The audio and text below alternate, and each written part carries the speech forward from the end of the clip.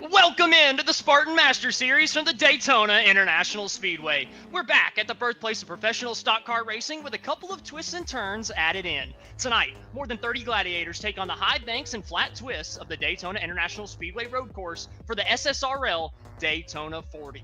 I'm Austin Edstrom, standing alongside Joe LaCastro, and we've got Austin Derbyshire behind the production booth as always as we get this nice overhead shot of the Daytona International Speedway. And we're taking the NASCAR layout here tonight. A little bit of a added chicane coming up to the start and finish line. Going to throw a bit of a wrench in these guys' plans as we get this race going. Joe, I don't know how many races you've ran around the Daytona road course, but what do you think of it?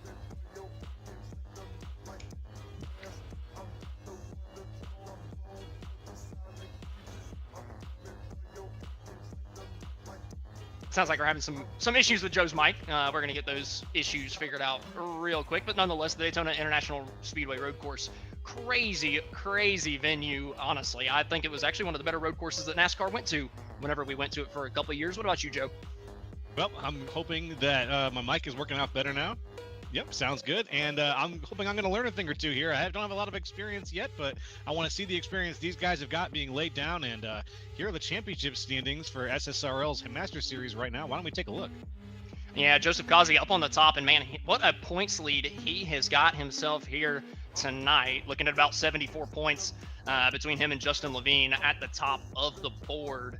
And I got to think that he's gonna probably bump that gap up a little bit higher tonight. Kazi, really good road racer, and man, he has just been on one this season, lightning quick. But there's a couple of guys that we just got to watch out for tonight that maybe don't run too great on the ovals, but find a little bit more speed on the road courses. Looking at our current pole sitter, Scott Healy, who had 4/10 on the field during qualifying, could see an underdog victor here tonight with a different style of racetrack.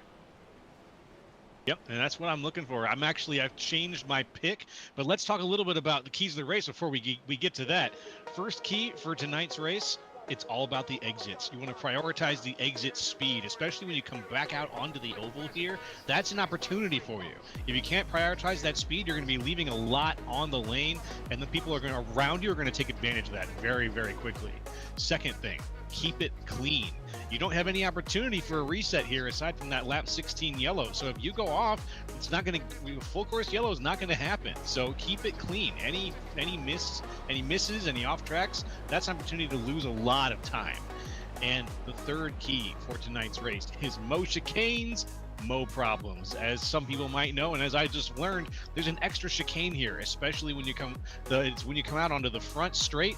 Those chicanes are dangerous. Huge curves, huge curbs on those curves too. So if these guys don't watch out for that, they could get sent flying or worse. So the more chicanes on this road course, the more technical the driving. Let's see how they do it.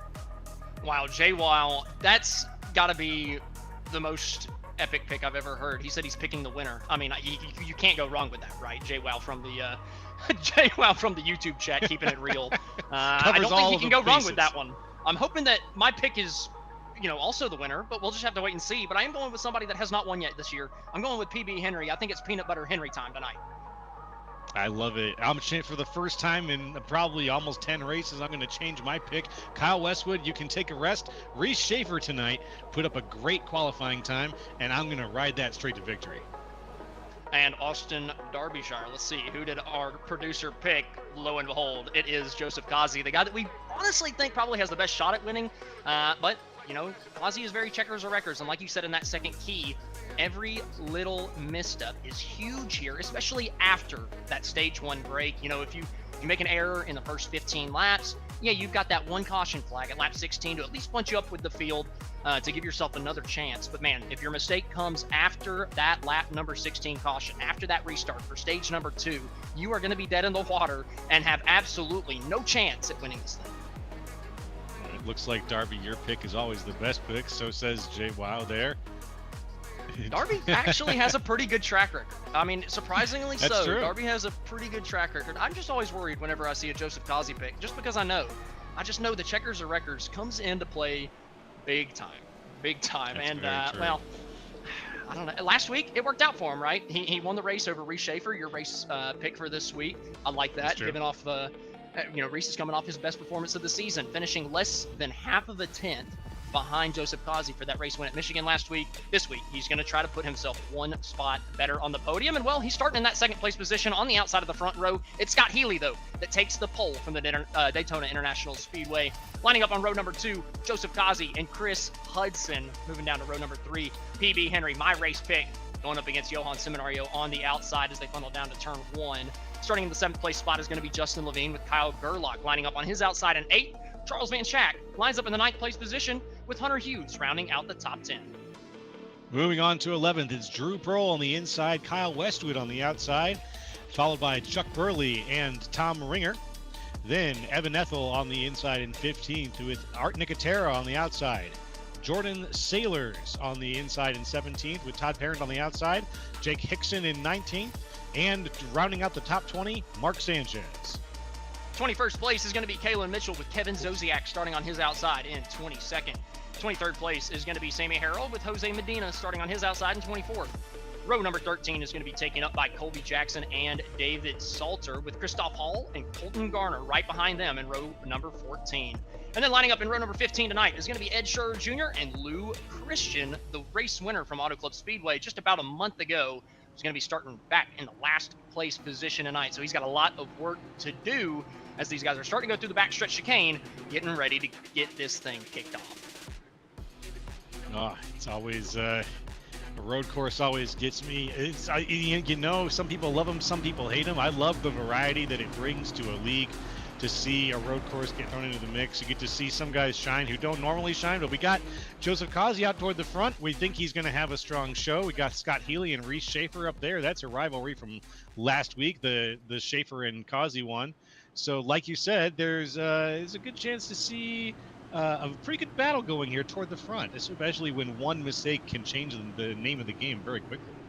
I'm hoping you're right. I hope we do have a great battle at the front. And like you said, I like having a little bit of variety in my scheduling here on Leagues on iRacing. Got to answer somebody in the chat. Chevy Racing, does this league have a Discord server? Yes, it absolutely does. If you want to stay in chat, we can maybe get in touch with you and maybe get you in the league at some point. But we're going to go green here. Scott Healy, Reese Schaefer, up on the front row, coming down to the start-finish line for the first time here tonight.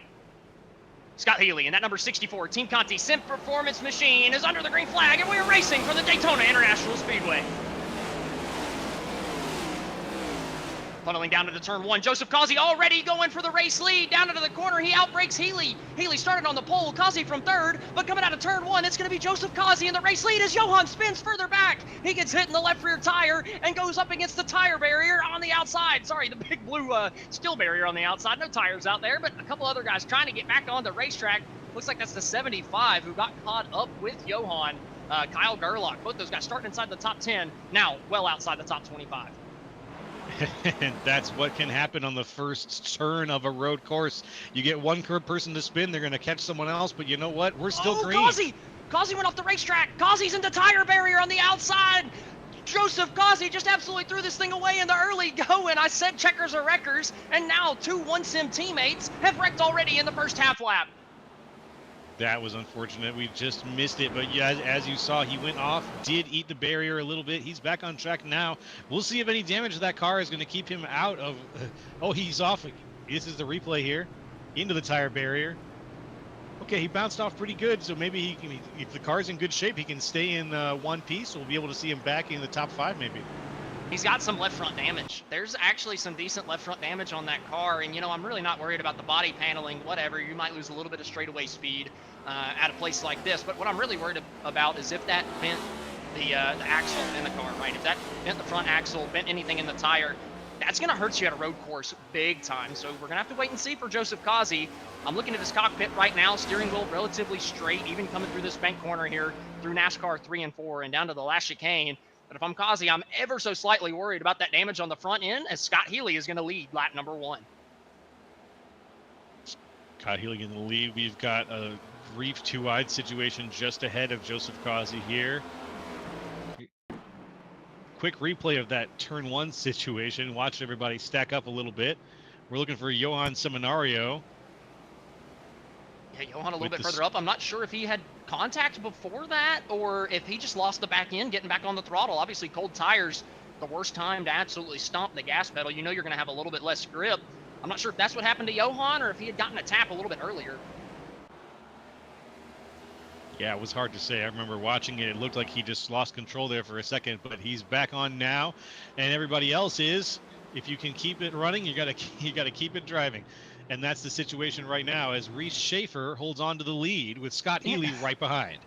I thought Scott Healy had led lap number 1, but coming out of the last chicane, he actually clobbered the second curb, the left-hand curb, coming out of the very, very last corner of the chicane, and just gave the race lead over to Reese Schaefer. So it was actually Reese Schaefer that led lap number 1. I thought it was a done deal, done and dusted. Healy had it, but big mistake from Healy coming into the last chicane to give that race lead back over to Schaefer. And, well, it's been a story of mistakes so far at the beginning of this one. I think you set the motto for tonight's race was checkers or wreckers, and if you lose it for a second here, it's going to cost you big time. There's just no way to make up that time on a course like this where everything is really spread out. We do have the lap 16, but we're only on lap 2, so there's a lot of race left to establish the running order, and I'm just looking forward to seeing what happens next, because something is bound to happen. The 77, looking on the replay, like you mentioned in the keys, you got to prioritize exit speed. Unfortunately, there for Art Nicotera, that was not a good priority. Typically, you don't want to spin it coming onto that part of the racetrack because, man, you're going to lose so much time going down that straightaway. Luckily, he was able to hang on to it to only be a half spin, but like I said, if you're not max speed coming out of that corner, you're just losing time all the way through NASCAR 1 and 2 and all the way down to the bus stop. And the race for the lead up at the front has not separated. Reese Schaefer has not gotten away from Scott Healy whatsoever. Healy's actually running him back down, and PB Henry and Chris Hudson are still right behind them as Levine and Causey are battling for 5th. Causey still sitting just where he was, after losing a lot of time to that brief interview he had with the tires. But I think he's still in a position where he can shoot for 5th place or higher at this point. Back a little bit, we can see that there's a few cars stacked up now. A little bit of smoke potentially coming off somebody there. No, it looks like everything's still good though. Joseph Causey here at the back of the pack of 5. He moves up into 5th now though. Just took the spot from Justin Levine.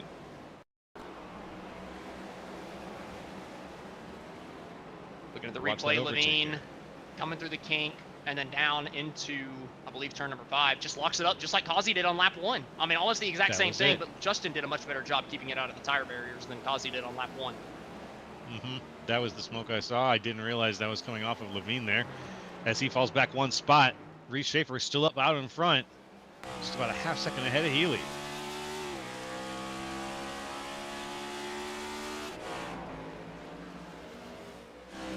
There is a small gap forming right now. Still a couple battles throughout the field, though. PB Henry not really getting away from Chris Hudson. You got to think Causey's still going to be coming too. We thought he was the fastest in practice. Obviously, that little bit of left front damage is going to hamper him. Oh! Kalen Mitchell has flipped it over in the bus stop. What in the world happened to that DeWalt number 67? We're going to have to go back and find out. Only one way you get a car that sideways, and that's going to be... we're going to have to see some catastrophic moves here.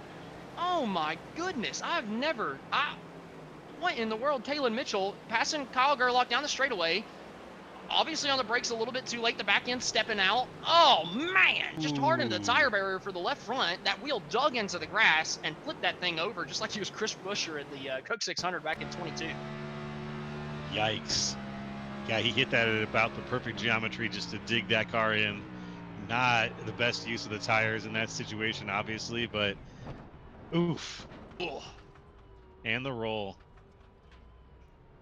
That's too pretty of a paint scheme to be doing that to it, Kalen. Come on now. That's going to be back at the pack for Kalen Mitchell. That's going to be race ender for Kalen Mitchell.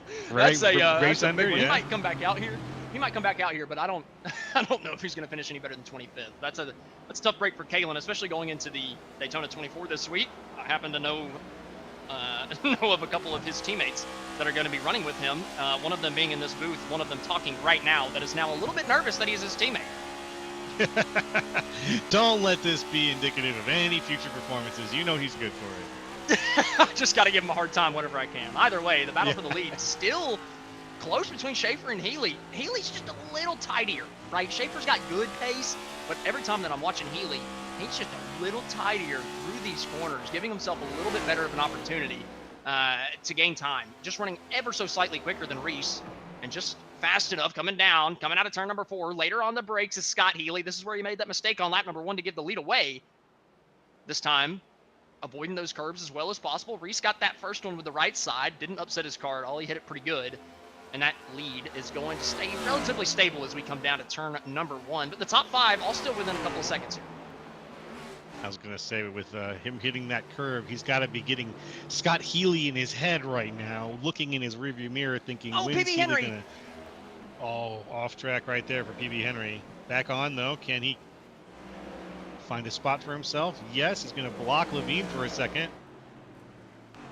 That's one of those sections of the racetrack where it's kind of a block. He comes back on the racetrack, but, man, there's only about half a groove coming through the S's here, coming out of turn number 1. I mean, that's a dangerous place to be. PB did a good job keeping that thing under wraps. Like we said, that caution flag does come at lap 16. So as long as you don't put yourself way behind, you got yourself a chance coming through here. Kazi continuing to rebound up to 3rd. He is now past Chris Hudson for that position. But looking back at PB Henry, he's still kept himself in the top 5. Didn't get any damage off of that. And while that's, a pretty decent mistake, gave up a couple positions, because of that caution that comes a little bit later, he's still got a fighting chance. Yep, that fighting chance is going to be all you really need. After that caution, it's going to be a long run with some pit stop strategy that's going to come into play. But after that, there's no chance for the resets. We made that point really, really clear here. So the more that PB Henry can keep those reflexes sharp, the better. Just got to work those mistakes out in the early going, right? If you can get the 3, 4, 5 mistakes out of the way before lap 16, that's fine. That's fine. As long as you don't destroy your car. Looking at David Salter here, who's already got some front end damage. You can kind of see that grill just shoved in on the inside, just losing it out of turn. I suppose that's 3. With the S's, I don't know how many corners to really count the S's, so I'm going to call that the horseshoe turn 3 and then the kink 4. Yeah, that works for me. I don't really know the names of these turns either at this point with the extra ones thrown in. So, whoop, tap. Beep. This Jordan Sailor's right into the tires there for a second.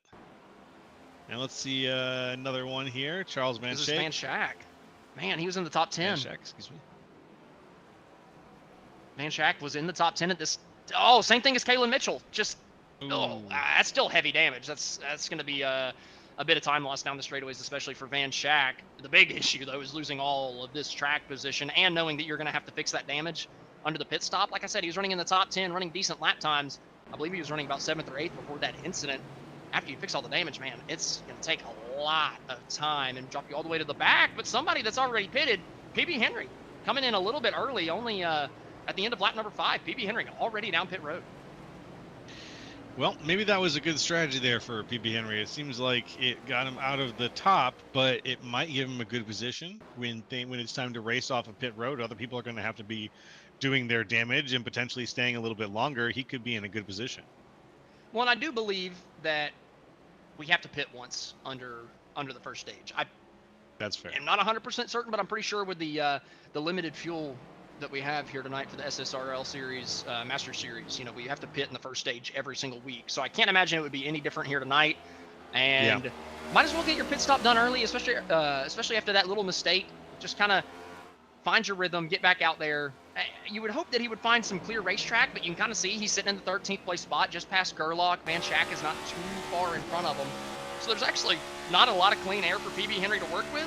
After Van Schaik, there's a decent gap though, so this could end up working out decently for PB, but he's just got to get by Van Schaik as quickly as possible in a good location, right? You don't want to be stuck behind somebody in the bus stop. PB looks a little bit quicker through the bus stop than Van Schaik, and we know that 00 has that front end damage, so he should be a little slow through NASCAR 3 and 4, and you can see PB Henry just absolutely gaining on him, coming through the bank corner here. Does he go to the outside? Does he go to the inside? Van Schaik kind of going defensive all the way to the wall. PB not really knowing where to put the nose of that race car as they come down to the final chicane. Not able to go for the move just yet. Waiting for a mistake out of that 00 onto the front straightaway, but still nothing in it. Not able to make a move.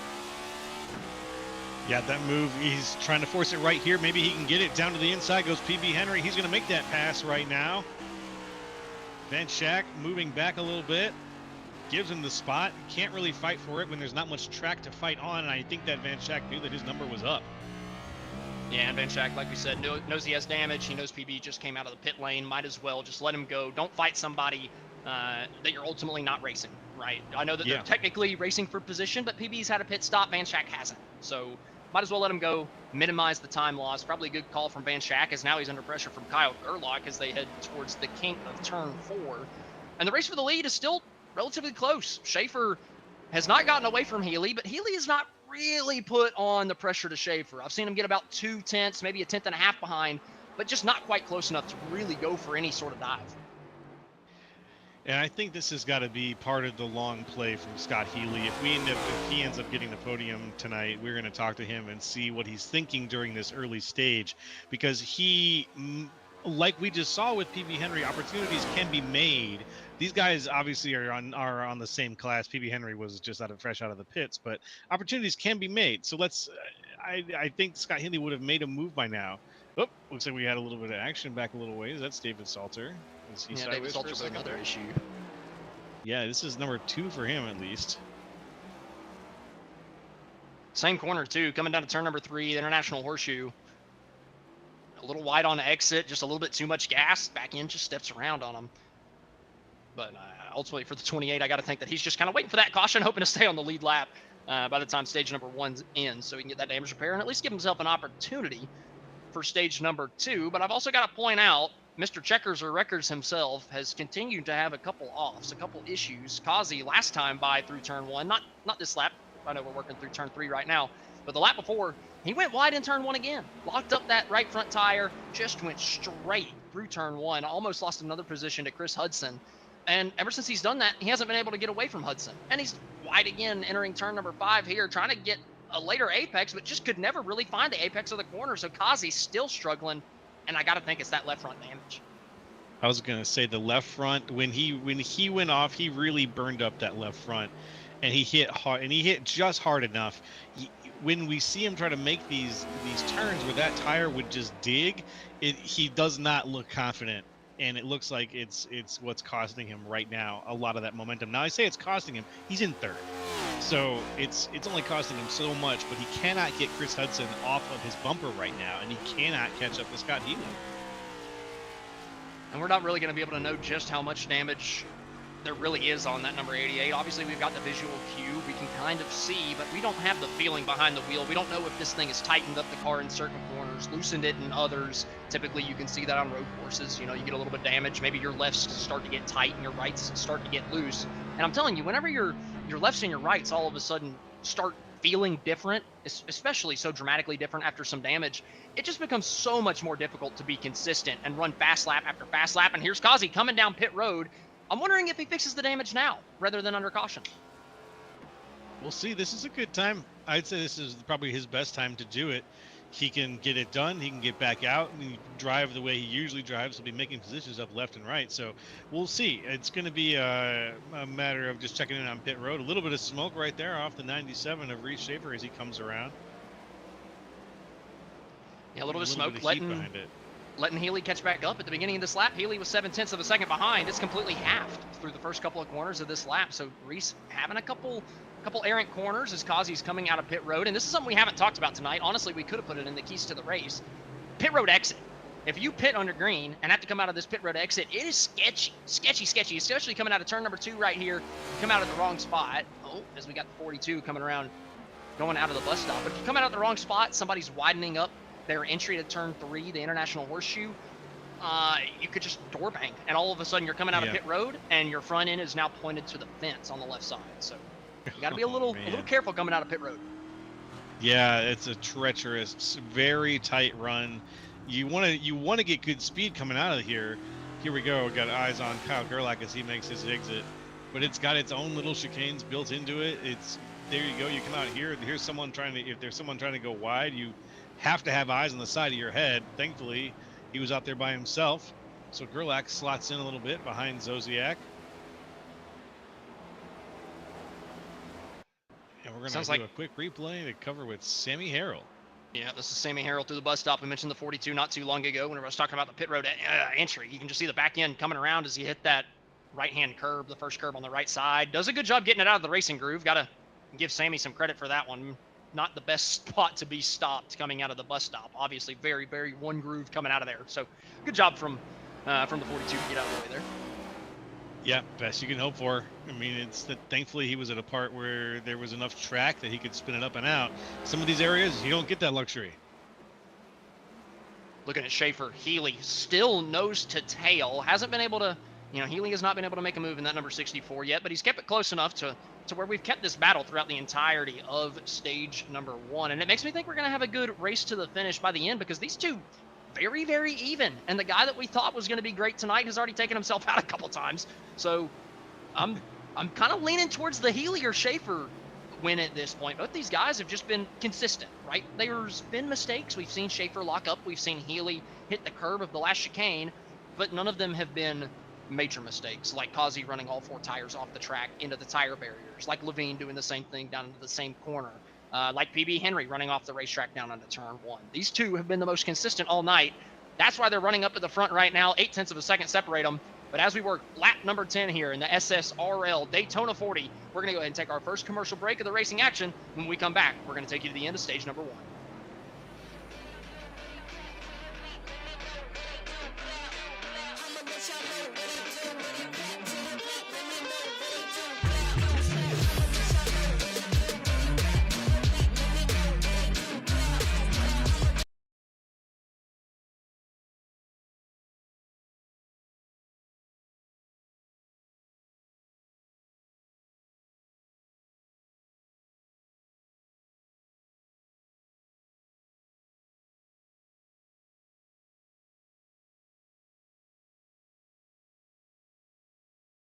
The best in setups, paint schemes, coaching, broadcasting, and event organization.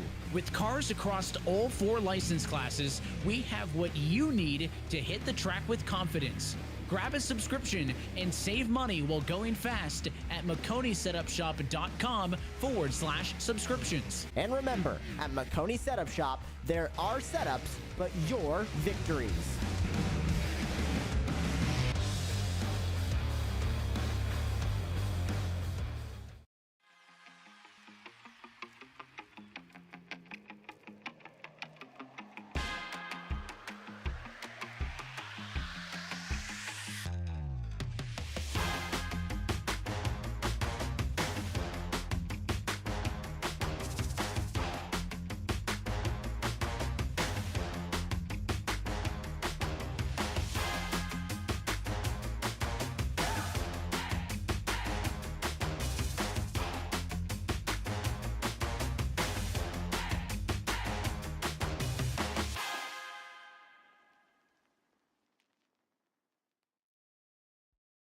Racing isn't easy, but experiencing it is. iRacing puts you in the driver's seat with the industry's leading sim racing game. Drive on laser scan replicas of the greatest racing circuits from around the world. Go head-to-head against other drivers chosen by skill-based matchmaking to ensure competitive racing at every level. Compete across all your favorite series. In officially licensed cars, engineered to deliver the most accurate driving experience possible.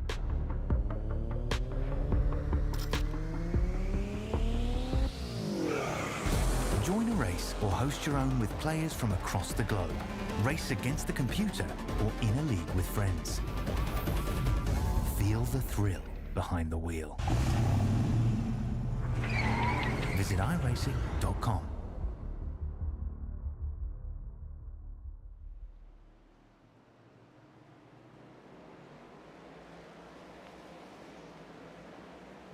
Welcome back to the Daytona International Speedway, where we're currently on lap number 12 of the SSRL Daytona 40. Reese Schaefer has led every single lap so far, but Scott Healy has not let him get away. I mean, still just 0.5 of a second between these two, and this gap has not gotten over a second, and it's not gotten under about 1.5 tenths. It's been right between there the entire time. Healy, unbelievably consistent. Schaefer, unbelievably consistent, but both of them just running the same speed over and over and over. And we have a bit of a replay string to get here. Get to you guys here. Tom Ringer going off in turn number 1. That is way late on the brakes. Honestly, does a great job keeping it on the tarmac to not go off into the grass and into the barrier like we've seen a couple times so far tonight. Van Schack, we've seen him already make a mistake once through the bus stop. Going through again.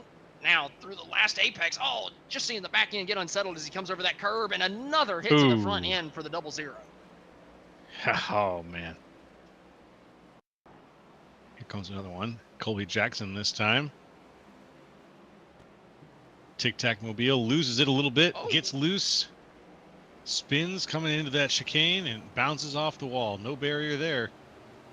That had every look of just missing your breaking point, coming down to the corner and then realizing it too late and having to slam it a little bit harder than you mean to out of worry of it. The 2 leaders actually coming in right now as we're checking another replay from David Salter, who went around during the caution period. But Schaefer, Healy, both down pit road here on lap number 12. Salter just completely missing the kink, way through the dirt. He's going to come back on the racetrack in turn 5. Whew, that's a sketchy area to be. Luckily, he only got to the access road, didn't actually get over to turn 5. So that could have been a lot bigger with the other car coming behind him. Luckily though for Salter, he was able to get that thing stopped in time.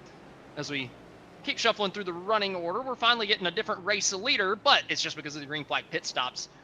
Justin Levine, now your race leader, and I'm looking at Schaefer coming out of pit road. Where the heck is Scott Healy? Scott Healy is still way back. They must have had totally different strategies coming down pit road. I'm gonna have to go back to see which one of them took tires, or to see if Reese didn't take tires and if Healy did.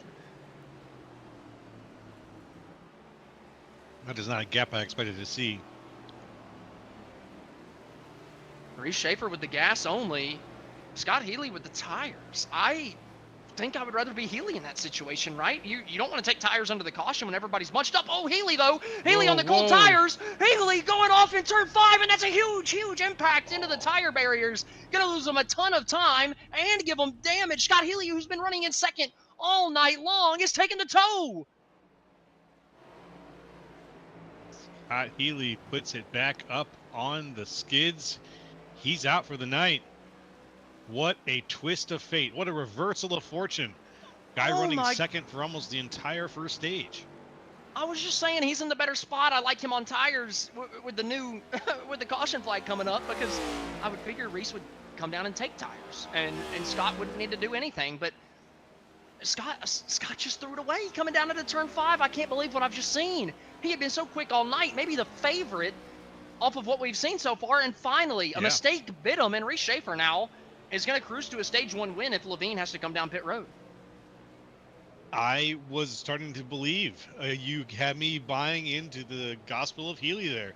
When we talked about the tire situation, you have 2 guys who are out in front. One dude stays just long enough to get tires. He's going to catch the other. He's going to catch Schaefer. So with Schaefer now out front, a man alone, it kind of makes you wonder, where is the challenge going to come? Is it going to come from the lap traffic that he's going to be running into? It kind of seems like it, because right now the gap between Schaefer and PB Henry, the next closest, or excuse me, between him and Justin Levine, is a full 16 seconds. Well, the challenge for Schaefer is going to come with the fact that he took 4 seconds of gas, so he did not get that thing full. I can guarantee you right now, he didn't get that thing full, so he's going to have to take more gas under this pit stop as we see Levine go under Ringer coming out of pit road. But he didn't take nearly as much gas as I imagine a good chunk of this field behind him did. The caution flag is going to come out here at the end of lap number 16. Everybody gets bunched up. Reese is going to have a longer pit stop than a lot of these guys and could find himself anywhere from 5th to 10th on the restart. That's a good point. The restart is going to be where, if anybody's fortunes change, this is going to be, or if someone wants to catch Reese Schaefer, this is going to be the spot to do it. We'll have to wait and see for that yellow flag. Obviously, because of all this, all Schaefer has to do now is just keep the car clean to the end of stage 1. 20-second lead over Levine. Don't fight it. Don't worry. Just bring this thing home at the end of stage number 1. Get the points that you have rightfully earned. Right? He has led every single lap, barring the couple laps that Levine led while Schaefer had come down pit road. But he has led every lap on merit so far, and now his main competitor has taken himself out. Obviously, we still got to talk about guys like the 88 of Joseph Kazi, maybe even Johan whenever he gets some damage repair, maybe Levine. My race pick, PB Henry, still in the top 3. Chris Hudson's been fast all night. So you never know after this caution flag what kind of pace some of these guys are going to find, maybe what adjustments they're going to make on the pit stop. But Schaefer's got to be at least sitting pretty happy right now, feeling pretty confident Is that Joseph Causey right in front of Schaefer? What has happened to Causey? I think that is, yeah, that is Joseph Causey directly in front of Schaefer. He, right now, is sitting 20th overall in the position. I don't know how he ended up back there.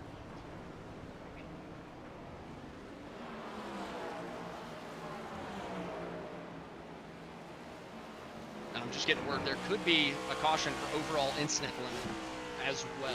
So, at a certain amount of cautions, we very well could get a certain amount of incidents, we very well could get another caution flag over the last stage of this race. And especially because we haven't seen, I don't think it resets with the admin thrown caution at the stage, so we very well could get an early yellow in stage number 2. We'll have to wait and see, but right now, PB Henry, Justin Levine going at it for the second place position. Levine with a bit of a lockup on the right front tire, and he's going to end up giving that spot to PB Henry. And I got to point out, what Causey did, he pitted before the stage, got the damage repaired, and came out in front of the leader. So he went ahead and got as much damage fixed as he could before the caution flag. I like that call from Causey as long as he can stay on the lead lap.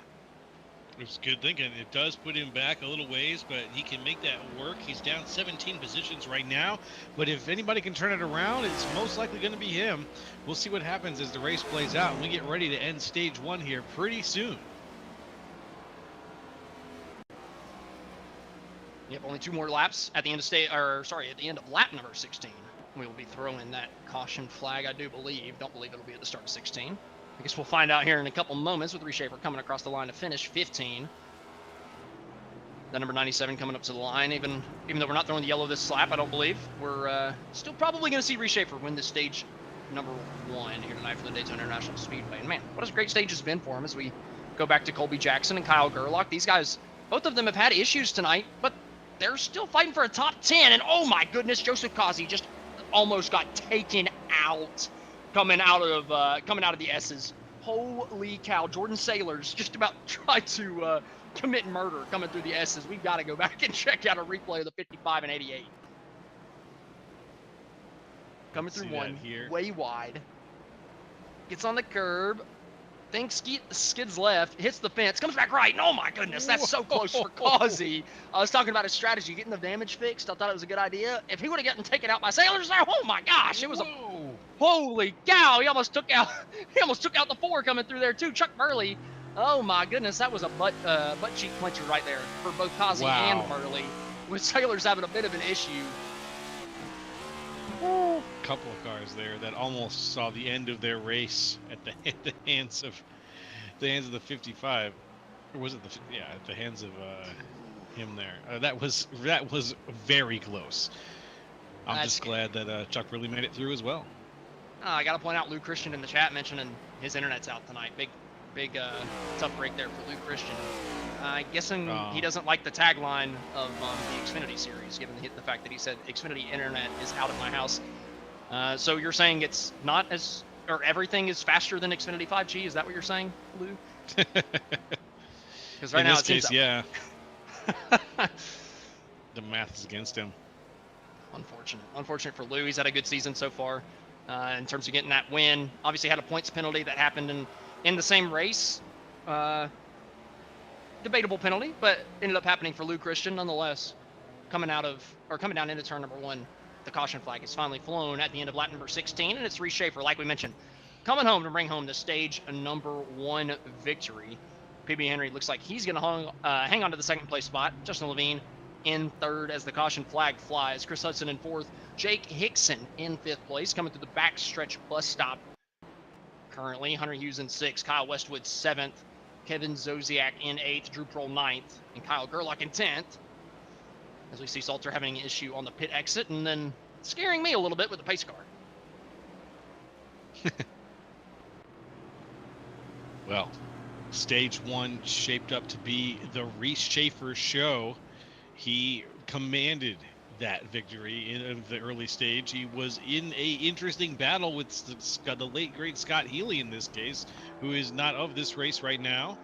But now he's got new challenges with PB Henry and Justin Levine right behind him. With Chris Hudson, all of these guys we've talked about having great races so far. Henry lucky enough to get back on the track with his damage fixed on good tires.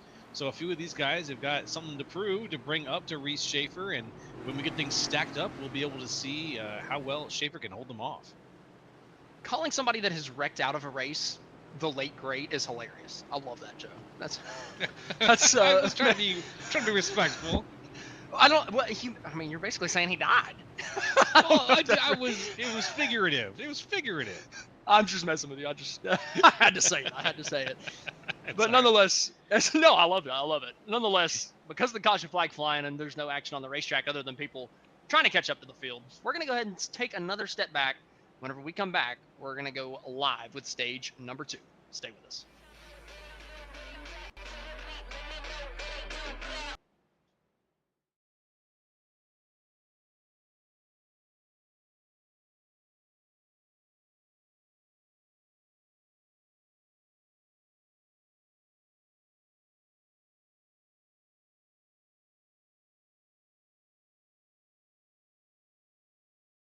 You want to be the best, you can't settle for the rest. For anything on iRacing, there's just one name you need, Makoni. With the launch of Makoni Entertainment and Makoni Competizone alongside Makoni Setup Shop, we now provide the best of the best in setups, paint schemes, coaching, broadcasting, and event organization. With cars across all 4 license classes, we have what you need to hit the track with confidence. Grab a subscription and save money while going fast at MakoniSetupShop.com/subscriptions. And remember, at Makoni Setup Shop, there are setups, but your victories.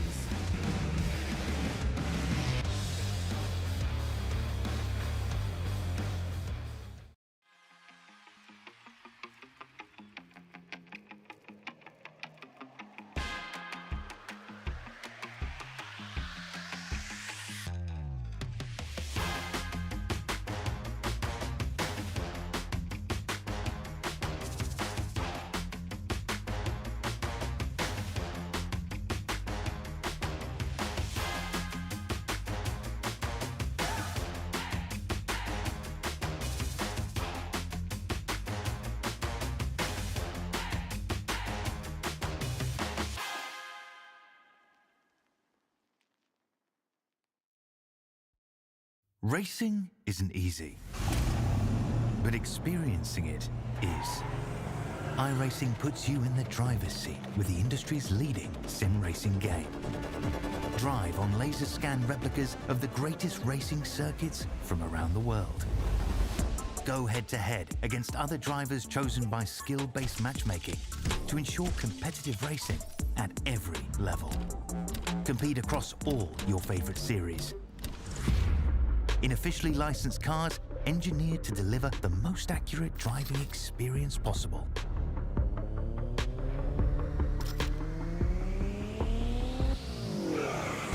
Join a race or host your own with players from across the globe.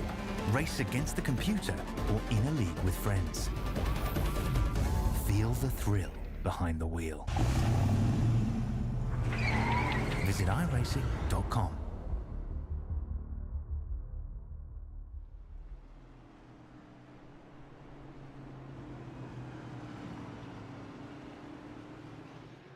Welcome back to the SSRL Daytona 40 here from the Daytona International Speedway. I'm Austin Isham, standing alongside Joe LeCastro and Austin Derbyshire. We have just finished up stage number 1.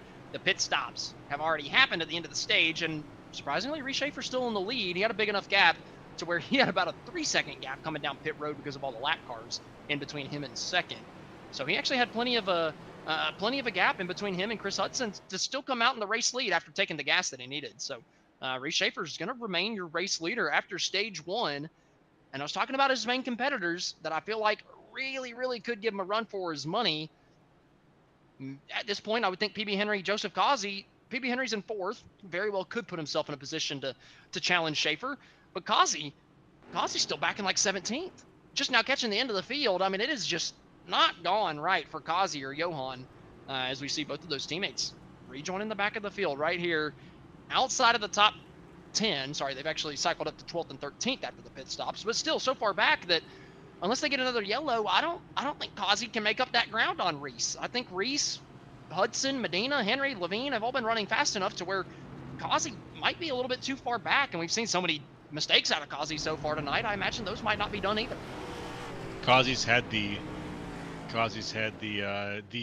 theoretical brake pedal of Damocles hanging above his head for most of this race, and it has been chopping down over and over. Unfortunately, Jose Medina, though, let's talk about him really quick. He is up 21 places, sitting third right now. Great position to be restarting this race.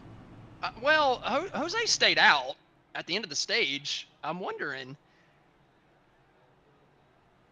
He came down on lap 13, so Jose actually taking a bit of a risk here. He stayed out, but still was not able to come out in the lead because of how far ahead Reese Schaefer and Chris Hudson were through the pit cycle. So tough for Medina not to take the lead, but honestly, I like the strategy play, right? You know, you're going to have to pit at least once in stage 2 anyway. Get yourself some track position. I like it from Jose. That's pretty smart, pretty solid. I'm interested to see what he can do now that he's got the track position. That's kind of what I was thinking too. Just get the track position, see what happens. And he's not that far behind, tires-wise, gas-wise. He's going to be in similar position, especially if some of these guys decide to take an early pit strategy. He could be in a very good spot to maintain his position in the top 5, top 10, even with a pit strategy that's a bit more flexible. So let's see what happens here with Medina. Now, the only problem for Medina is I'm looking at practice times as the field starts to form up 2x2. Medina was running about 2 seconds slower in practice than some of our fastest lap times. So the pace might not quite be there to be able to hang on to, a top 5, but, he's put himself into a position where he very well could challenge to keep himself inside the top 10. And, it's all about maximizing what you can get out of the day, right? I don't think Jose came in here 2 seconds off the pace in practice and thinks, man, I'm going to be able to win this race, right? Nobody typically does. But at that point, like I said, you just realize, hey, I've got to maximize my day, get as many points out of it as I can, just finish as high up as possible. And I like this call from Medina, giving him a shot to do just that.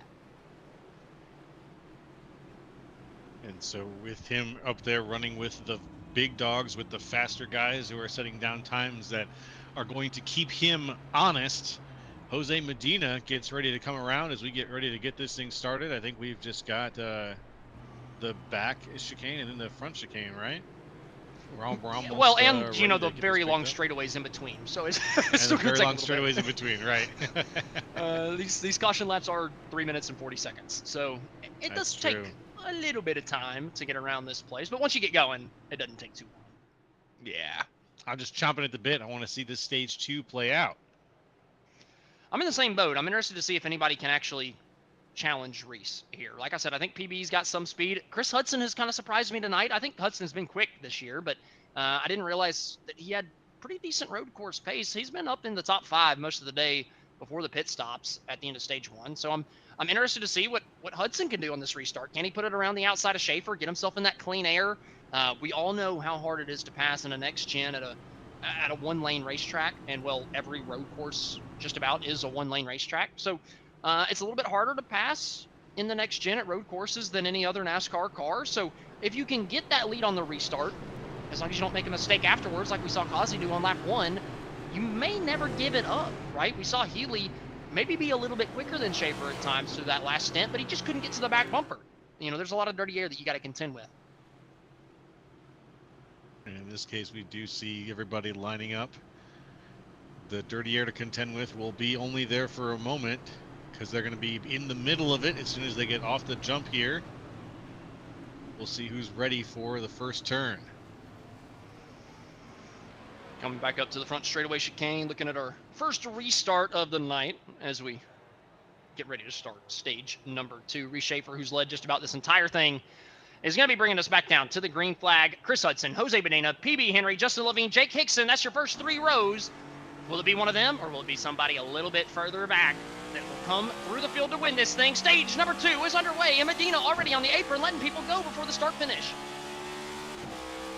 What a move for Medina. He knew it. He knew that wasn't his spot, and it looks like he fell back quite a ways already. We got a little bit of smoke out of a few cars going into turn number 1. Some people going wide a little bit, but it looks like things are kind of settling down. Anybody else? Any troubles? Not yet. Oh, Whoop, there we Jackson go. almost got into the back of Kyle Westwood. They're able to save it, and Kazi is picking up a ton of spots. Oh, Westwood almost wrecks in front of him. Zodiac is going to go around, coming out of turn number 3. Somehow no contact between those two incidents coming out of the corner. Everybody's going to stay straight other than those two and keep this thing green. Ooh.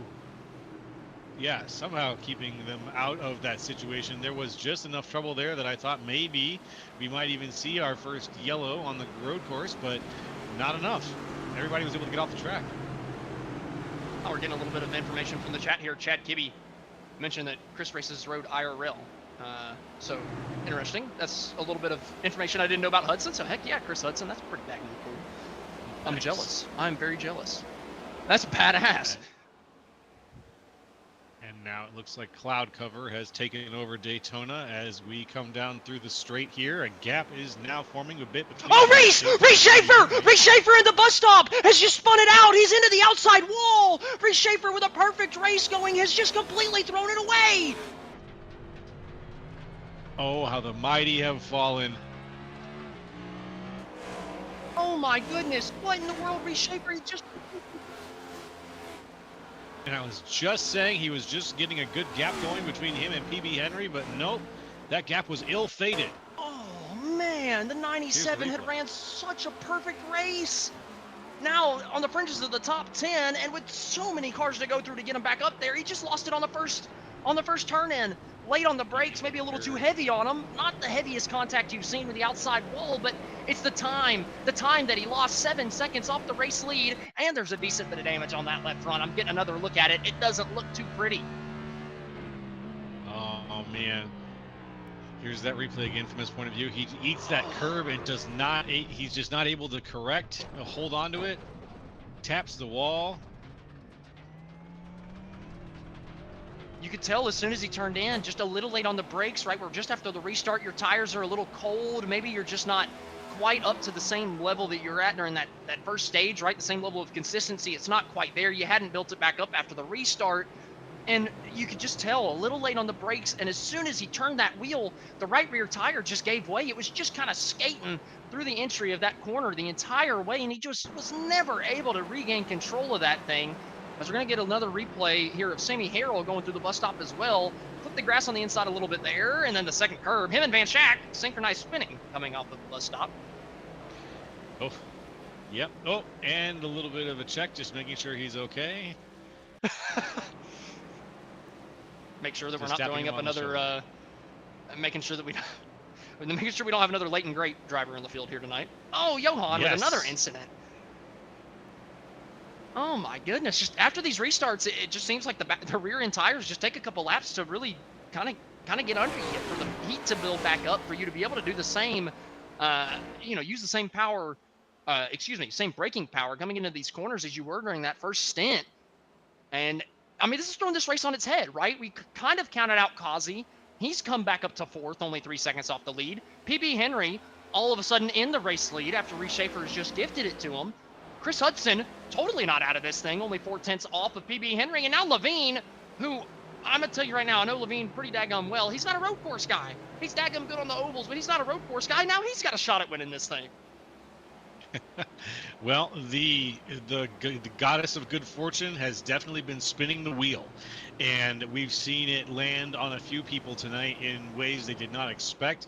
PB Henry out in front, didn't expect that at first, not with some of the early mistakes we saw, but it looks like his driving is holding on and getting him out front. Joseph Kazi, I would have counted him further out at this point, but you just can't, and he's back in. So again, the wheel just keeps on spinning, and we're going to have to see how it plays out as Justin Levine holds on to 3rd place here. We got eyes on him, and he is less than a second away from Chris Hudson, so the lead here is a 2-second race.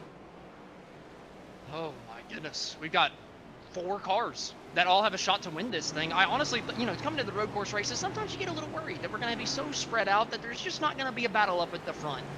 Whenever you get 2 cars, 3 cars, 4 cars that are relatively close in speed and can duke it out the entire race, it puts on amazing races. But you always have that little worry in the back of your mind that they're just going to spread out like crazy. Tonight, it just hasn't been that way. This is a tough racetrack that we do not go to frequently, so it's not a racetrack that these guys have a lot of practice in a NASCAR vehicle, right? Obviously, we just don't race here anymore in real life, so we don't come here very often.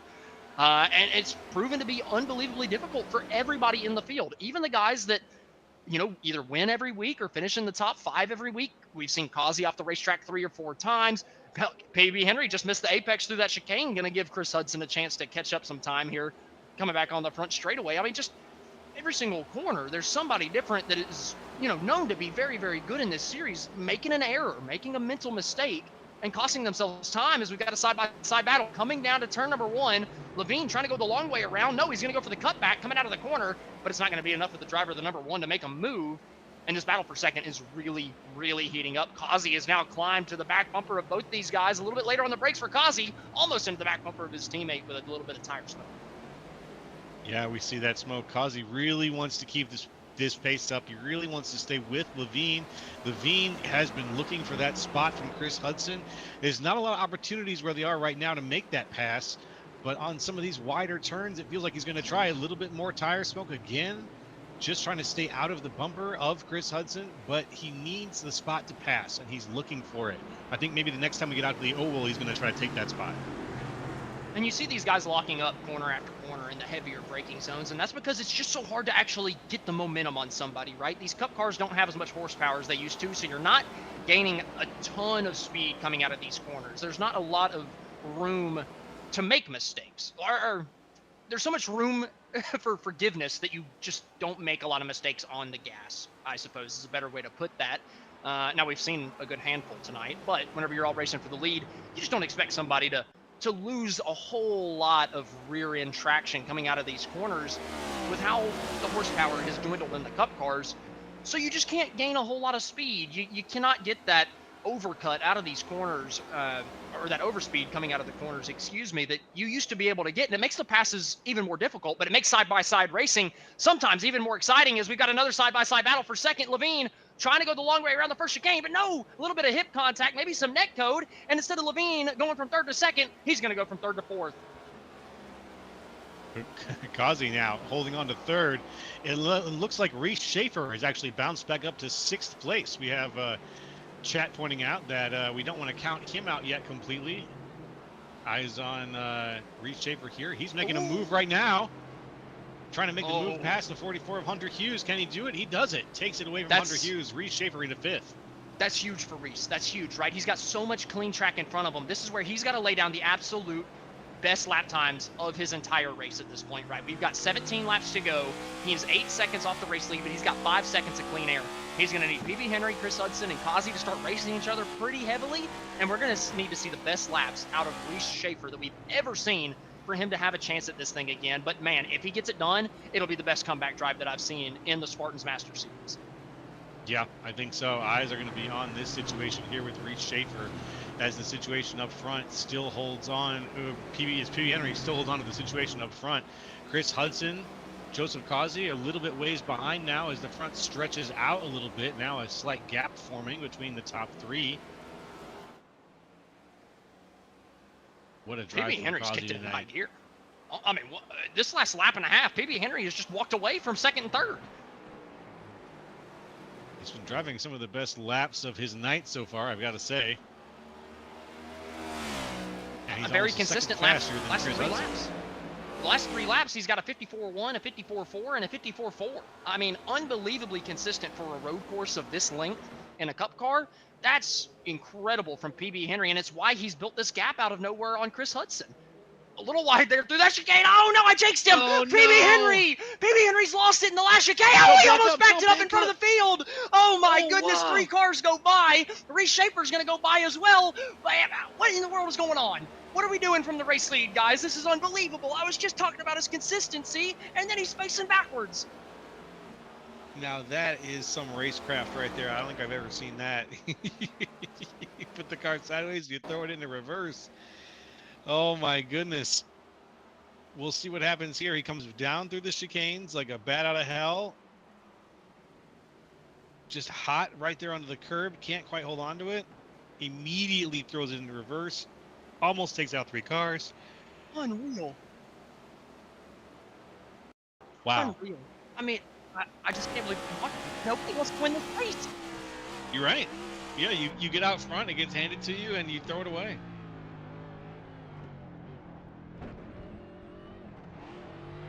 just can't believe what I'm watching. I'm almost speechless.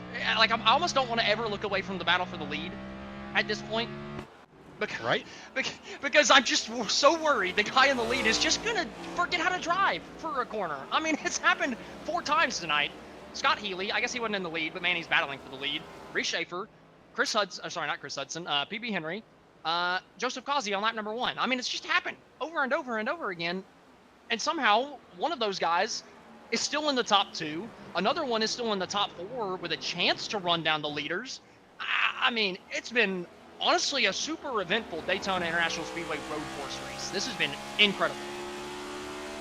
It has been in a race that we very easily could have written off as something that was going to be very spread out and uneventful. We've gotten event after event after event as these drivers have shown us that you cannot get complacent in this kind of situation.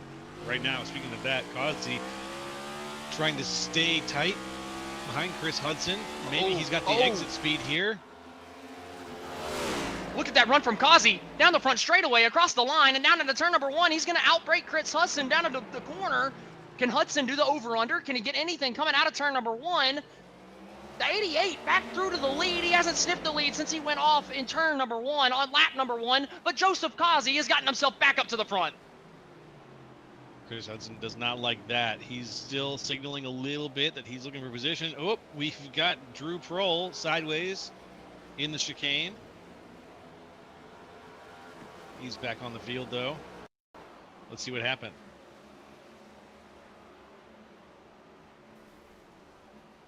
Again, it's just that chicane, just way late. Way late. Whew.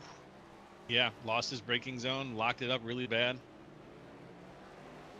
Great job staying out of the racing groove. Couldn't say the same for PB a couple laps ago. Not going to hate on PB too much for that. I totally understand the panic in that moment, right? You just spun from the lead. Yeah. You're like, oh my God, please get me straightened out immediately. So I understand the panic from Henry a couple laps ago. But man, I'm hurt. That was my race pick. Yeah, and down in the truck, it's technical director's pick is back in the front. Way to go, Derbyshire. Unbelievable. It's okay. It's Causey. We've got 15 laps left, and he's ran off the racetrack more than anybody tonight, so I'm not worried one bit. That's fair. Yeah, it's true. Is anybody's race still? I mean, credit to him for being back up in the front after running off the racetrack so many times, but I just feel like there's going to be 1 or 2 more. There's going to be 1 or 2 more times that number 88 is either in the tire barrier or facing the wrong way. But also, I got to point out, Schaefer's gained almost a second on him this lap. Well, I say that, and he has a terrible front straightaway chicane and loses about 5/10. But at the beginning of this lap, he was 4.8. Going into the front straightaway chicane, he was down to 4. Coming across the line, 4.5. So we'll have to wait to see. Reese Schaefer might be a little quicker than Causey right now. And we're going to find out. Schaefer, pardon me, Schaefer in 4th, just about a second. 1.10 off of Justin Levine there. Can he make it? A little bit tighter. I think he can. We're very likely going to have another pit stop as well. So a lot of these guys are going to be coming down, taking a splash of gas. It'll be interesting to see if anybody makes any mistakes down pit road, whether we see any differing strategies. And we're just going to have to wait and see. Does this gap from 1st to 4th come down ever so slightly, right? Reese has been even, if not a little bit quicker than Causey the last couple times around, even with Causey being in the clean air. It's all about how fast can Reese get through these slower cars. How fast can he pass Levine? How fast can he pass Hudson? And is he going to lose any time doing it? And right now, I mean, the gap is just stabilizing at the 4.5, 4.7 range. And at that gap, if it's stabilizing, you've just about got no chance unless we see a mistake out of Causey, like this mistake out of Sammy Harrell coming down into turn number 1. Watching the 42 just go a little bit wide. Able to keep it on the tarmac. Good save. 14 laps to go. And man, there has been issue after issue after issue, mistake after mistake after mistake. And with 13 laps to go, coming to the line this time, we're going to go ahead and take our final commercial break of the racing action because this is the furthest we've had between 1st and 2nd all night long. So I imagine it's going to close down at some point. We're going to go ahead and take that last break. Whenever we come back, we are taking this thing to the finish. Stay with us. Oh, there's Levine off the racetrack.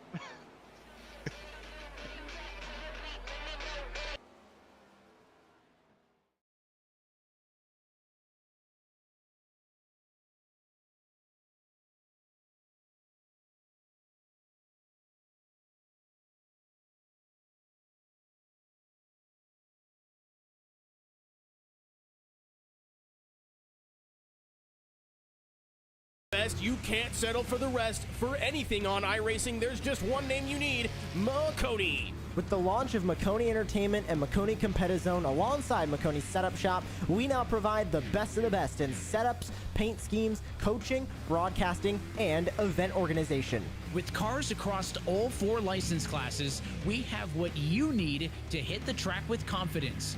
Grab a subscription and save money while going fast at MakoniSetupShop.com/subscriptions. And remember, at Makoni Setup Shop, there are setups, but your victories.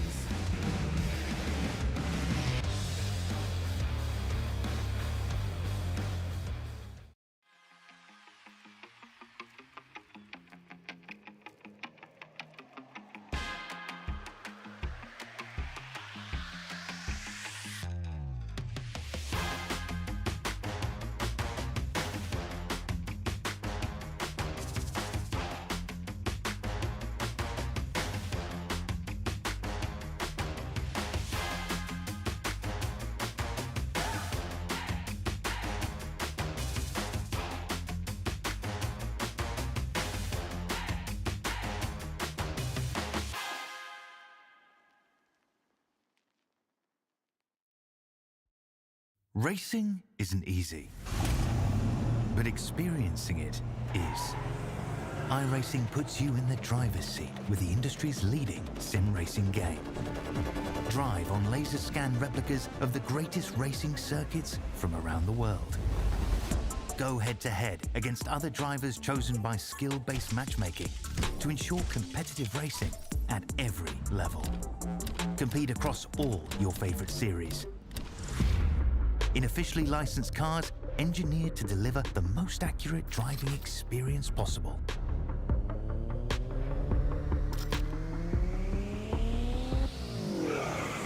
Join a race or host your own with players from across the globe.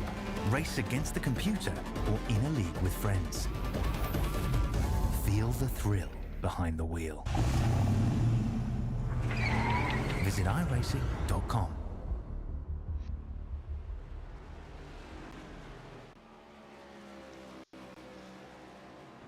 Welcome back to the SSRL Daytona 40, and we've only got about 12 laps to go. 11 and a half as Kazi is up in the banking of NASCAR. 1 and 2 coming down to the backstretch chicane, and man, he has stretched out that lead to 3.3 seconds.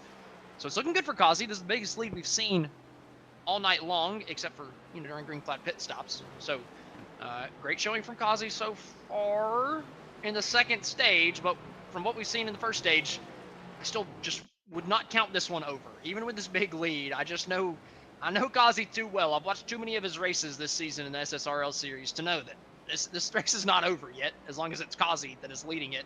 As we see Van Schack missing the braking point, coming back onto the banking, or the turn before coming onto the banking here at the Daytona International Speedway road course. Coming out of turn 6, just not quite what Van Schack was looking for. A bit of misfortune there, but able to keep that thing out of the wall. So at least giving himself an opportunity to stay in the main pack, get a decent finish out of this thing. He's currently running inside the top 15. Going back to Reese Schaefer, who, he was down to 4.5 seconds from Kazi, but the last couple laps, Kazi's just been quicker than Reese. Reese has had a couple of poor laps back-to-back. The last one didn't even get counted on iRacing timing and scoring. Got to imagine that he found a slowdown somewhere in there.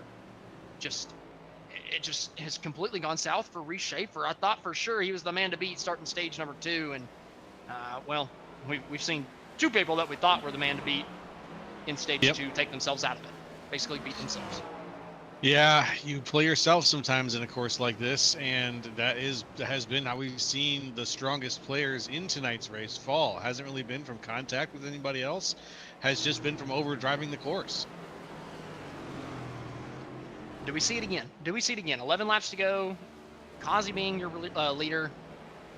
Most smart racers would say, oh, I've got a 3.5-4 second lead. Let's back it down a little bit. Let's just manage the gap. Joseph Kazi, he's not one of those guys, right? He's fast, but he's not smart. So what are we going to see over the course of the last 10.5 laps? I'm going to quote you on that. Okay, let's go ahead and need a t-shirt made up for that. Joseph Kazi, he's fast, but he's not smart. Yeah, plaster SSRL all over that. Let's sell those T-shirts. That would be I love fantastic, it. especially if he I love wins it. the championship. Fast, not smart. Well, I think what we're going to see very likely is what you predict. Now, we've only got another 10 laps to see it, but over driving, yeah, getting a little bit too loosey-goosey, yeah, very likely. This is something that he's in the pits now, actually, but with fresh tires, we've seen that get the best of a lot of guys. So keep an eye on Joseph Cosby when he comes out of the pits, and let's see if he picks up some tires and what he decides to do with them. I got to think that he's just taking a splash of gas. No way he's putting cold tires on this thing, but that lead, I'm watching him stop in his box right now. The right side is not going up. He is just putting enough fuel in this thing to get to the end. I like that call from Kazi. Chris Hudson behind him actually is putting on tires. Kind of surprised. But Kazi now coming out of the access road. I'm keeping an eye on him just to make sure he doesn't put this thing in the fence coming through the S's coming out of pit road. Looks like the 88's going to get out of pit road A-OK. Stretching that white commitment line a little bit, but I think he's going to be all right with that. Not get a penalty. So that 88's going to resume out in the net lead after we see Levine and Schaefer come down pit road. That's right, and that should be any second now for those two. If they're looking at everybody else, because they're not going to be able to sit out there much longer. We've seen PB Henry was one of the first ones from that early pack to take to the pits. He's down in 6th right now. So it's just a matter of time before Schaefer and Levine decide to shuffle themselves a little bit further back to hopefully shuffle themselves back up front, but time's wasting. How many laps can Levine and Schaefer stay out there? Are they waiting for that caution flag to fly? Honestly, probably not a great idea because the field bunches up and you'll have to come down pit road still, unless maybe you could save enough gas under that caution flag to make it to the end, but I just don't think that's possible. I think you can only make it about 12 to 15 laps on a tank of gas. So I got to imagine these guys are both going to be coming down in the next handful of laps, if not this time, to go ahead and get their last pit stop out of the way. And at that point, it's just going to be them hoping and praying for a yellow flag to come out at some point. Levine coming down pit road this time.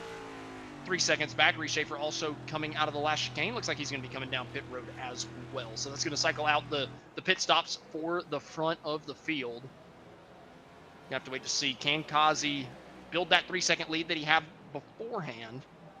And honestly, that 3-second lead was on Chris Hudson. Hudson took tires, so I think that lead's going to actually grow over Reese Schaefer and Justin Levine. Watching Levine just now hit the exit of pit road.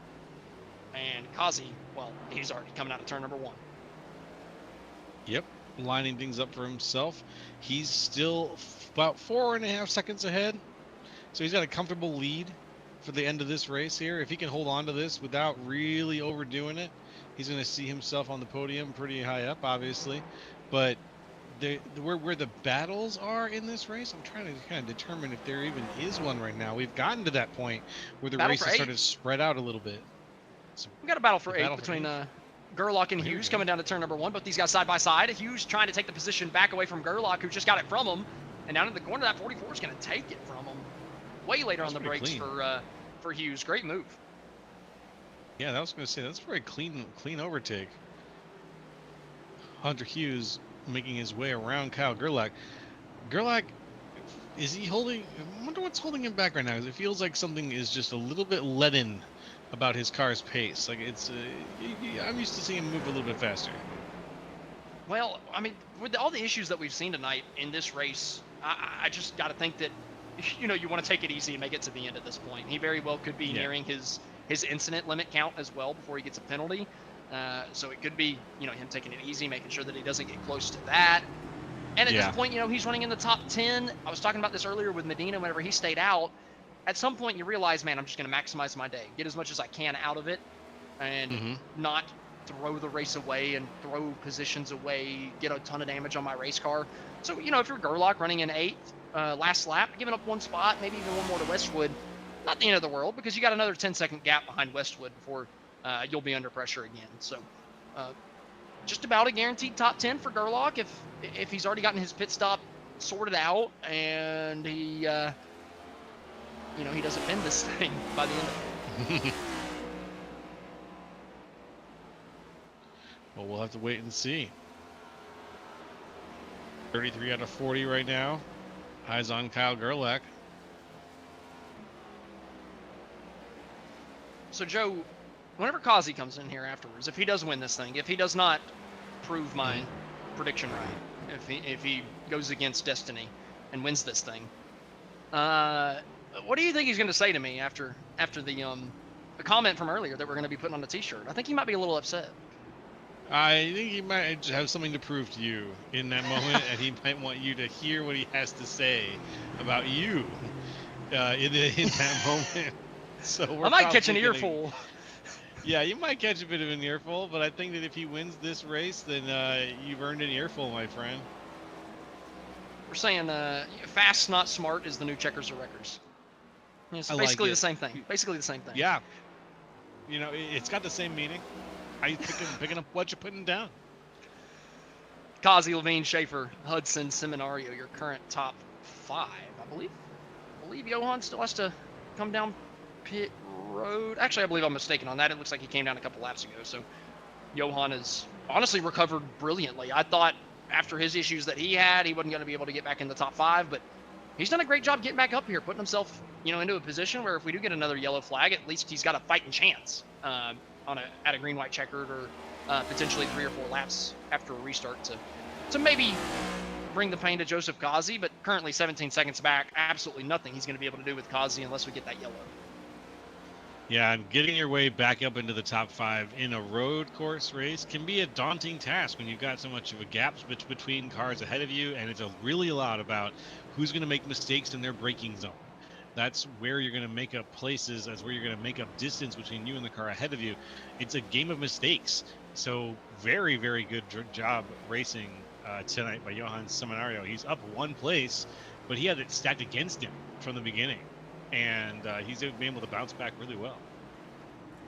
Couple guys bouncing back throughout the night. A couple guys that had major mistakes, at least keeping themselves in contention or putting themselves back up into the top 5. Obviously, we talked about Johan, but guys that were having great nights that made mistakes didn't fall too far through the pack, but has at least minimized the mistakes afterwards.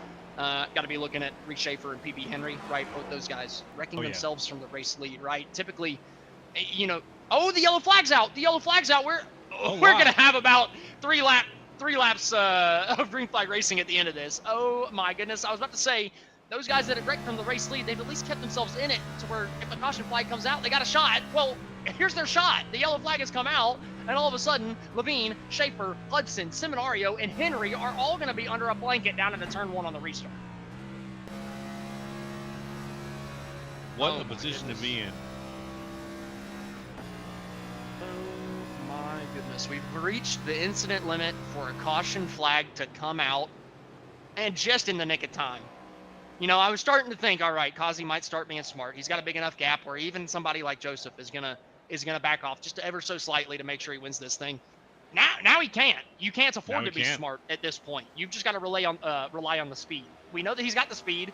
Can he mitigate the mistakes on this restart? I don't know. His aggression could come into play here, and we talk about checkers or wreckers in his history. A lot of it comes from hard driving against other drivers. So we'll see. When he's surrounded by competition, things can be a little bit different. And you got to think Reece Schaefer's hungry. After last week, and then after leading the entirety of the first half of this race but making a mistake, you got to think he's going to be so hungry from that 3rd place position. The problem is he hasn't fixed that left front damage. That thing's still crinkled up pretty bad. Yeah, it's crinkled up, but he's kept up. Even with it crinkled up, there's something to it. Maybe for 3 laps is all he needs, but there's something to it.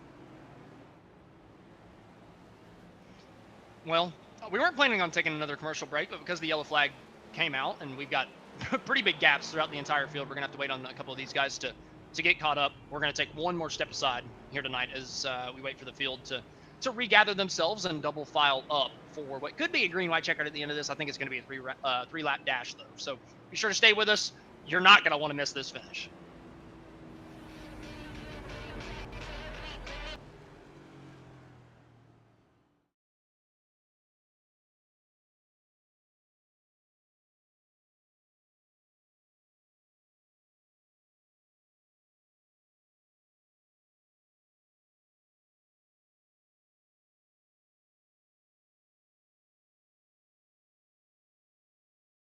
best, you can't settle for the rest. For anything on iRacing, there's just one name you need, Makoni. With the launch of Makoni Entertainment and Makoni Competizone alongside Makoni Setup Shop, we now provide the best of the best in setups, paint schemes, coaching, broadcasting, and event organization. With cars across all 4 license classes, we have what you need to hit the track with confidence. Grab a subscription and save money while going fast at MakoniSetupShop.com/subscriptions. And remember, at Makoni Setup Shop, there are setups, but your victories.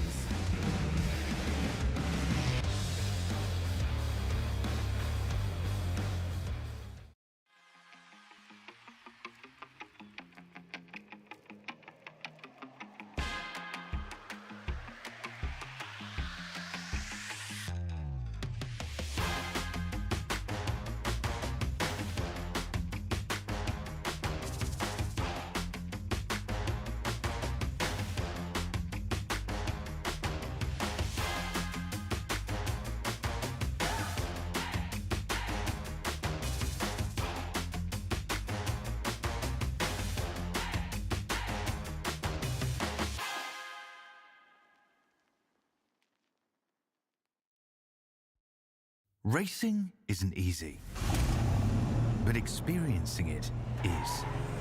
iRacing puts you in the driver's seat with the industry's leading sim racing game.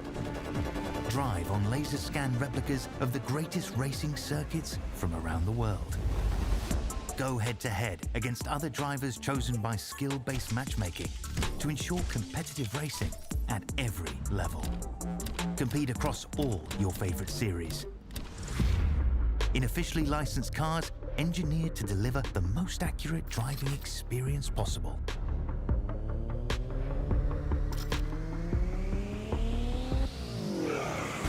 Join a race or host your own with players from across the globe. Race against the computer or in a league with friends. Feel the thrill behind the wheel. Visit iRacing.com.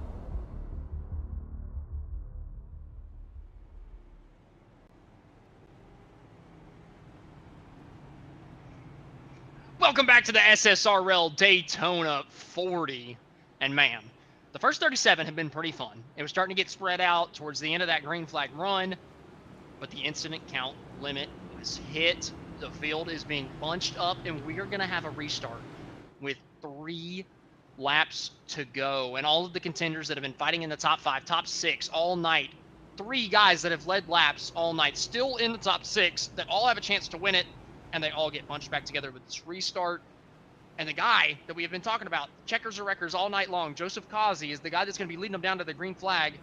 Can he stay mistake-free on this restart, and can he hold off the field? Joe, what do you think? Oh, I don't know. At this point, if I was a betting man, I would reconsider being a betting man. I gotta say that I'm gonna believe that he can, but Reese Schaefer has done such a great job tonight of driving and keeping it clean. Now, he was one of those guys like BB Henry who wrecked himself. So there's another chance that Reese Schaefer gets a little bit of the shakes there and ends up wrecking himself off the field. So all these guys who are at the front, at least 3 of them have wrecked themselves over the course of tonight's race. So as long as Joseph Kazi can keep things clean, I think we're going to see some great straight line green flag racing out of him. But all I got to say is fingers crossed. One thing we got to watch out for during those green flag pit stops, right? We're going to go back all the way to the green flag pit stops because nobody up at the front pitted under this caution flag. Going back to the green flag pit stops, looking at the top 6, Kazi, Levine, Schaefer, Seminario, and PB Henry took gas only. Chris Hudson took tires. Chris Hudson's going to be starting in 4th with the newest tires in the field. I really like where Hudson's sitting. I mean, I know it's on the outside line. That's not great. But if Levine gets going good on this restart and Hudson can get a good jump as well, I'm telling you, that 43 could be in the driver's seat with the newest tires. Yeah, there's going to be opportunities abound for him here. That 43 is going to be in a great spot when we get this restart bunched back up here on the outside line. It doesn't seem like the best spot, maybe, but remember, we turn left and right on road courses. There's opportunities for cross-ups at a couple of early chances here when we get things started. So Chris Hudson, now that you remind me about the tire situation, things could be in his favor. And I was actually mistaken. PB Henry in 6 has also taken tires. So Okay. all of the one sim drivers in the top 5, Kazi, Levine, Schaefer, Seminario, they are on fuel. I've gone back and checked. They're on fuel. Reese, actually, I need to check Reese also. In my mind, I was thinking he only took gas. I'm going back and checking right now just to make sure. Yeah, he went gas only too. So all the one sim guys, gas only on that restart. 4th place, Chris Hudson. 6th place, PB Henry. They both took 4 and will have 3 laps to use those fresher tires on this restart. So what can Hudson and Henry do on the new rubber? Can they just challenge? I talked about dirty air earlier. If you're in the lead, it's just so hard to pass the guy.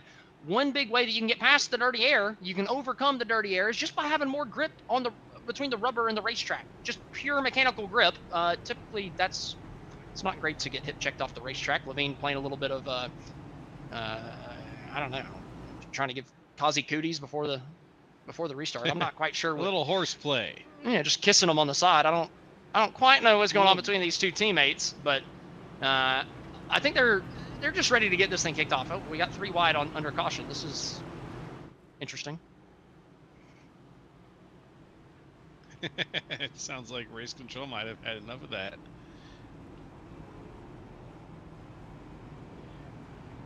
That's I can get right. getting a little antsy under caution, right? 3.5 minute caution laps. You've been out here for, the last hour and a half racing around. But you gotta make sure you don't give each other damn. Okay, well. It's gonna make it Jesus, yeah. That was. He almost ran him into the wall. God bless. Kazi and Levine under yellow are having a lot of fun. We'll leave it at that. Seminario with a little bit of a push to Reese Schaefer, giving him the shove.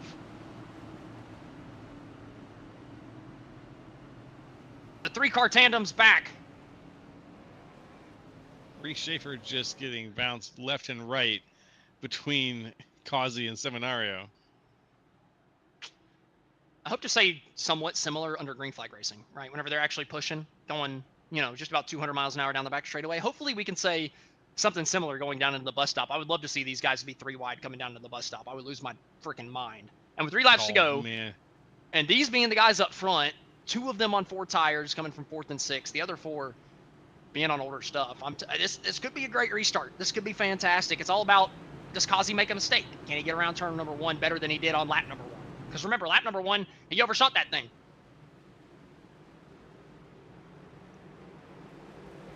Excuse me, it was turn 5 he overshot on that. But I've seen him overshoot 1 today a couple of times. So hasn't been the easiest corner for the number 88. Hadn't been the easiest corner for anybody on the racetrack tonight. I mean, we've seen a lot of incidents in turn 1. And still playing bumper cars a little bit here from 3rd and 5th. Yep, Seminario hasn't given up the ghost. He's still making sure that Reese Schaefer knows he's right behind him. Bit of tire warming. Coming down to the front straightaway chicane for the final time under caution tonight. There will be no more yellows. The incidents do not matter anymore. All that matters is these next 3 laps. Who gets it done? Kazi, Levine, Schaefer, Hudson, Seminario, or Henry. That's your top 6 who I think has a shot to win this thing. Coming down to the restart zone, Joseph Kazi first to the gas, and we're back to the green flag. 3 laps to go from Daytona. With just 3 laps to go, 2 wide situations as we go in here. Reese Schaefer side by side with Justin Levine. Levine falls back a little Reese bit. Schaefer sideways! They're wrecking in the middle of the pack. Oh. Schaefer has thrown it again. He had a good restart, getting himself up to 2nd. They're all wrecking from 15th on back. Westwood's off the racetrack. Medina's backwards. Schaefer all of a sudden last car on the lead lap. Joseph Kazi is the guy in the race lead, and Levine about a 2nd back. We've got a bigger wreck coming out of turn 3. What in the world's going on back here? Colby Jackson was just about on his nose. Sorry, that wasn't Colby. That was Drew Prohl back there, just about facing the ground. A little bit messier of a restart than I expected. Same. Same here. I didn't expect it to come from Reese Schaefer, but as we said, he was one of those guys who had unfortunately taken himself out of the equation, and he did it again here. Very unfortunate. I saw him get through the second. I thought he had a shot. I really thought Reese was going to be, a man on a mission coming out of this corner, but just a little bit too much speed through the center, getting on the gas a little early and nosing that thing into the fence. The 44 got sent into him as well, and ultimately everybody just stacking up, trying to get around these guys, coming back through the road course section, but now going back up to the race lead. Kazi through the bus stop. Looks pretty decent, but Kazi catches the curb coming out of the last corner, actually, of the bus stop, as we still check a replay of Kevin Zosiak coming around turn 3. This is where I saw Drew Prohl got propped up on his nose there for a split second. Currently the top 5. Kazi, Levine, Seminario, Hudson, Henry. Can Levine or Johan get up to Joseph Kazi, who's in the race lead currently, coming through the final chicane on the front straightaway and coming to 2 laps to go? Kazi currently with the race lead. It's 8/10. Chris Hudson is close enough to Seminario right now that he can make the move if he wants to. A bit of smoke off Kazi as he's coming around into turn 1. Walked up the tire ever so slightly, but he got through there pretty well, all things considered. It might end up just turning into a race for third with Johan going on the defensive, but Chris Hudson's going to dive it down to the inside. They're going to be side by side for the 3rd place position through the International Horseshoe. And the 43 of Chris Hudson's going to have the traction on the corner, and so is PB Henry. Johan from 3rd to 5th. Hudson and Henry say thank you very much. We'll take those spots. That was a very good opportunistic move from PB Henry to stay on Hudson, use the gap that he makes, stick in it, and you can use it, and it worked out perfectly. Hudson still hanging on to that 3rd place spot. Can PB Henry do anything to get up to him? And can Hudson on those fresher tires with the clean air do anything to get up to Levine or Kazi in the race lead? I think it's going to take a miracle, a big mistake out of Kazi for any of these other guys to mount a challenge. But man, still 2 more trips through the bus stop. I'd still be a little bit worried if I was Kazi. 1 more trip down into turn number 1. Just don't push that thing too hard. You got the 2nd lead. Show me those smarts a little bit. Prove me wrong. Let me see you have more than 100 IQ here, number 88. Thankfully. He got sideways. He did get sideways. I thought he was going gone. fast. Joseph Kazi, he tried to prove me right there. But he's able to hang on to it. Loses about 1/10.5, but that could have been a whole hell of a lot worse after clipping that curbing on the exit of the bus stop. Now into the final chicane. Coming to take the white flag. Kazi just needs 1 more clean lap around this place to get his 3rd victory of the season. There it goes. White flags waving, causing the lead. Levine 2nd, Chris Hudson 3rd. Ooh, little wiggly for the 88. Nothing too bad, nothing too scary. Levine just not able to close in on him. Justin not known for his road racing prowess. Honestly, whenever we ask him in the interview after the race, are you happy with 2nd place? He's probably going to be like, hell yeah, absolutely. I would have thought I would finish 5th, 10th, somewhere in that range. I think Justin's going to be pretty happy with a 2nd, but man, knowing that he's just this close to Joseph Kazi, you got to think that he wants just a little bit more. Yeah, any ounce he can get at this point, but I don't think it's going to be enough here as Kazi's coming around, getting ready to get back out onto the oval in just a little bit here. I don't think it's going to be enough. It's going to take a mistake from the driver of the number 88 at this point. Justin Levine has just fallen too far back over the course of the last couple laps. Hudson has solidified himself in the 3rd place position. As long as he doesn't make a mistake, all eyes on that grid vision number 88 machine to see if he can come through and take his 3rd checkered flag of the season. 2 more difficult corners for Joseph Kazi to see if he can come through as a victor. Coming down to the bus stop for 1 final time. You can see those brake rotors glowing bright red, hitting the curb a little bit heavier than you would want to see. Kazi getting sketched out, coming back onto the oval. 2 laps in a row. He almost threw it away coming through the bus stop on the back straightaway. But 2 laps in a row that he was able to save the race car, keep the back end connected to the racetrack, and keep it moving forward towards the front straightaway chicane for the final time tonight. The driver of the number 88 Grid Vision Toyota is going to come through and win the SSRL Daytona 40. Big congratulations to Joseph Kazi. What a race, especially for him. coming back from some pretty, what we thought were unbeatable odds, to charge back, only going up 2 places, but fluctuating all over the grid tonight. And what a recovery it was from Kazi. Obviously, you know, he gets that caution flag at the end of stage number 1 to get him back in it after the big mistakes in stage number 1. But you know what? I gotta tip my cap to him, right? I mentioned the fast but not smart earlier. Ultimately, Kazi, throughout stage number 2, I didn't see any mistakes. I saw a couple little minor lockups, but ultimately it was nothing to write home about. It was nothing difficult, nothing that was gonna, you know, ruin his race, and he was able to come home and hold off the entire field on the restart to win his 3rd race of the season. So congratulations to Joseph Kazi on getting it done once again from the Daytona International Speedway. Is our front 4 coming back around here on the cool down lap.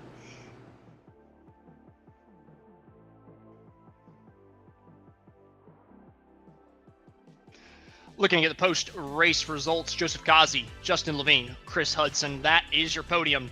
PB Henry in the 4th place spot, Johan Seminario in 5th, Jake Hickson finishes in 6th place, Kyle Gerlach in 7th, Charles Van Schack 8th, Colton Gardner in 9th, Kevin Zosiak rounds out the top 10. And moving on to 11th place, Evan Ethel, 12th, Mark Sanchez, 13th, Kyle Westwood, 14th, Hunter Hughes, 15th, Drew Prohl, 16th, Tom Ringert, 17th, Reese Schaefer, 18th, Chuck Burley, 19th, Jose Medina, and 20th, Art Nicotera. 21st place was Todd Parent, 22nd, Colby Jackson, 23rd, Jordan Sailors, 24th, Scott Healy, 25th, David Salter, 26th is Christoph Hall, 27th, Caleb Mitchell, 28th, Sammy Harrell, 29th, Edward Scherer Jr., and 30th, unfortunately not getting to start tonight due to internet connectivity issues, was Lou Christian. But everybody has gotten themselves back around the racetrack for one more time after the cool down lap, and Joseph Kazi is doing his burnouts on the front straightaway at the Daytona International Speedway. And what a race it was for the driver of the number 88 to bring home the checkered flag. We're going to go ahead and pull up a couple guys up into the waiting room to try to give a couple interviews at the end of tonight's race. Looking for Chris Hudson up first through the Discord. Gonna pull him up to the broadcast booth and give a little chit chat to our 3rd place finisher, Chris Hudson. Chris, man, it was a heck of a race from you tonight. And honestly, on that restart at the end, with you being on the newest tires up in 4th, I thought maybe, just maybe, you'd have a shot to get up there and challenge. What more did you need over those last couple laps to be able to get up there to Kazi? Yeah, I don't know that there was a lot I could have done.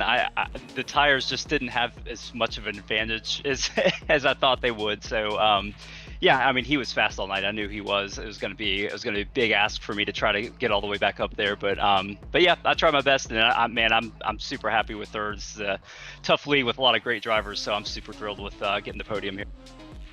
Yeah, Chris, it was a great finish from you, and ultimately you were one of the cleanest drivers out there today, I gotta say. Most guys found issues in different parts of the racetrack, and you know what, I'm sure that there were a couple times where you thought, oh my gosh, am I going off on this corner, yada, yada, yada, but ultimately you kept that thing cleaner than most out there all day tonight, or all day today, and got yourself a good finish. What were you thinking, seeing everybody else, you know, losing the back end, coming down into turn 1, or into the bus stop, or into the final chicane on the front straightaway?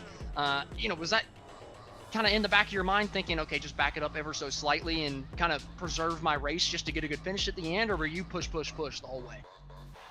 Yeah, no, it definitely, it was pretty warm out there. I think it was pretty slick, so it was tough to keep the car under you. I made my fair share of mistakes, but you know, I was able to kind of back it down a little bit and not quite get too sideways there in a couple places. But yeah, I mean, I think that was part of it. I knew it was going to be slick. I wanted to keep the car under me. You know, I was going to try to keep my position, but you know, if somebody was faster, I wasn't going to try to burn my stuff up trying to keep up with them. So yeah, it worked out. I mean, it was a really tricky track. It's tough to race these cars around here. So yeah, I think I would call it a mistake-free race just by keeping it on the black stuff here. So I'm happy with that for sure. Well, Chris, congratulations on the top 3. Like I said, it was a great race. Probably the most consistent out of anybody in the field tonight. So big congratulations. Do you have anybody to thank at the end of this one? Yeah, big thanks to Pioneer Racing. That's my team. This is a new league for us this year, so it's been fun to get to know everybody and get to race with everybody. Big thanks to everybody putting on the league. And I want to say hi to my parents. Always like to tune into the race. So I want to say hi to mom and dad. And thanks to you guys for the broadcast. It's always fun to watch. Chris, we appreciate the kind words and congratulations once again on the third place finish. Looking forward to seeing if you can get back on the podium a few more times through the rest of the season. All right, thanks, man. Alrighty, that was your third place finisher, Chris Hudson. Next up, we're going to pull up the guy that I really didn't think would have a shot at finishing in the top 3 tonight, and that's going to be Justin Levine. He's going to be standing side by side with Joe LaCastro. Hey, Justin, how are you tonight? Good. What's going on, Joe? I'm doing pretty good, man. You must be doing pretty good with that second place finish. You were dodging some meteor strikes all night long. It felt like you were able to get your way up into that second place spot, and just every time we saw someone toward the front that was charging toward the front, it was usually accompanied by you somewhere close by. Tell us about the first stage, though. That was that long haul against Reese Schaefer. Did you think you had a chance there? No way. I'm not a road course ringer. I know it. I've been challenging myself to be better little by little, just constantly getting in officials, just doing a little more. And as you can see, it started to slowly pay off. I didn't feel like I had the pace in the beginning stage. I just knew that if I kept the car on track and didn't wreck it, that I would have at least a chance at a good top 5. And then I think I ended up 2nd or 3rd for the stage or something like that. Maybe 4th. I honestly don't remember. I don't remember either off the top of my head, unfortunately. it is an uphill battle when you don't feel confident going into something like this. But you did a fantastic job of avoiding some of the pitfalls it felt like the other drivers were falling into, wrecking themselves off the track a little bit up there. And toward the end, you were within, just enough distance of Joseph Causey that we were kind of, were you waiting there for something to happen to him maybe so that you could sneak up, or did you think that you had enough energy in you to close the gap? Oh, we were betting. I was yelling at him in Discord to wreck, but I was hoping for something to happen, not to take him out, just a bobble to let me get there, so at least I could give him a fender or a bumper or something to make it exciting. But he did a hell of a job, and he closed it. Absolutely. Hey, great job tonight. Is there anybody you'd like to give a shout out to or a thank you to? Oh, first and foremost, you guys, the best in the business. Love going back and watching the broadcast. Dave and all the admins that put this on every Tuesday for us, and all the viewers stopping by, taking the time and watching us. Well, thank you very much, Justin. Have a good rest of your night. We look forward to seeing you in a race in the near future. Thank you, you too. Alrighty, that was I'm your... going to pass it up. Yeah, I'm going to pass it back My to you. bad, Joe. I was just trying to steal that from you, I suppose. It's all right. But we're going to pull up our race winner of Joseph Causey, the man that I thought threw it away on lap 1, and then that I thought threw it away on lap 5, and then that I thought threw it away on lap number 12, but somehow was able to come back through the field with a little help from that caution, and then just being unbelievably consistent through the entire second stage. Joseph Causey, your race winner. Causey, what are you thinking after that one, man? Especially after that caution late on where that entire 3, 4, 5 second lead that you had just got wiped off the board. I was just hoping to finish. I wanted to finish. This road course stuff hurts my knees, but all in all, it turned out quite all right. We messed up on that first lap very badly. I didn't take the account of the cold brakes and cold tires, and I just went straight at my braking point. And yeah, all said and done. So my plan of action was I gave up the stage points and I fixed the car. So we got the car fixed, and I went to work from there. So it all worked out the way it was not exactly planned, but it was all according to plan. Well, I mentioned at the end of stage 1 how I saw you come down pit road, fix the damage. I thought that was actually very smart, even though I kind of ragged on you for not being too smart in the middle of the race today. That plan was very smart because it puts you in a position to be able to recover and win this thing. But coming to that last restart, Reese Schaefer gets through to second coming down into turn number 1, and I felt like you two were the fastest all night. It was the second week in a row that we thought, wow, it's coming down to Schaefer and Causey. But coming out of the corner, he looped that thing around, and you were able to build a gap over Levine for second. If Schaefer doesn't spin that thing coming out of turn number 1, are you a little bit more worried? Do you think that there's a little bit more of a race to be had there with how quick he was all night, or were you pretty confident in your ability even if he hadn't looped that thing? I think I was still confident in my ability. I kept trying to throw it to let Levine catch up to me, but eventually I got back in the groove because it's all about being in the groove when you're at a road course. And if you get out of that groove, you start doing other things, and it throws it all off. So when I finally got back in the groove, I started putting a gap back to Levine. But the first lap or so, I kept trying to throw it to let Levine catch me. So it all worked out. Well, Ghazi, it was a heck of a race from you once again, right? 2 weeks in a row, 2 wins in a row for the driver of the number 88. Do you expect to make it 3 next week? No, not Rockingham. I am not a Rockingham driver. We're gonna hope for a top 5 somewhere in there, and that will be my win for that trip.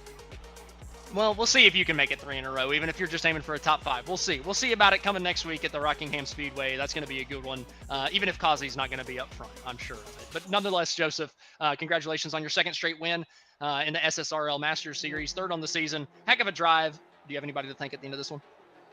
Hey, Keegan Sabilo Racing, or Esports, they've supplied the setups from Ryko for us. Freaking thank you, Ryko, for the setup. Freaking awesome setup. Wish I would have never botched lap 1, but hey, we got it at the end.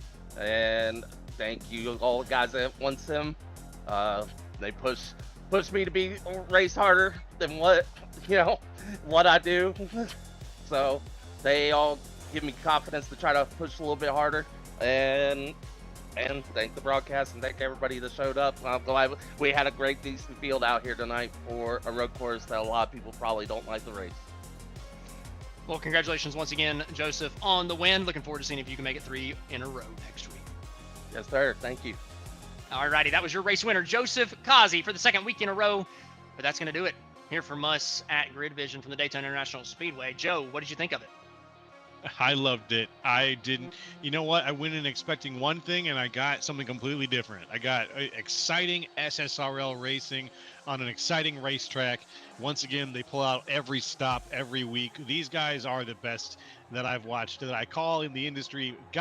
Just gotta have a good time every single week. So good job to the guys at SSRL, and I had a wonderful evening. I'd have to agree with you 100%. That was one of the better road course races I've called on iRacing, period. I thought it was fantastic from the drop of the green flag to the drop of the checkered. So a big credit to everybody in the Spartans Master Series, because that was a great road course race. You could tell it was difficult. The track conditions were tough for the drivers out there, and I thought that made the race even better. But that's going to do it here from us from Grid Vision. We'd like to thank you for watching and participating in the chat. For more information on getting your league broadcasted or starting your career in broadcasting, contact us on Facebook, X, or email us at info@gridvision.live. Congratulations to Joseph Kazi for winning tonight's race on the Daytona International Speedway. This has been Austin Edstrom, standing alongside Joe LaCastro and our producer, Austin Darbyshire. We will see you next time on the Grid.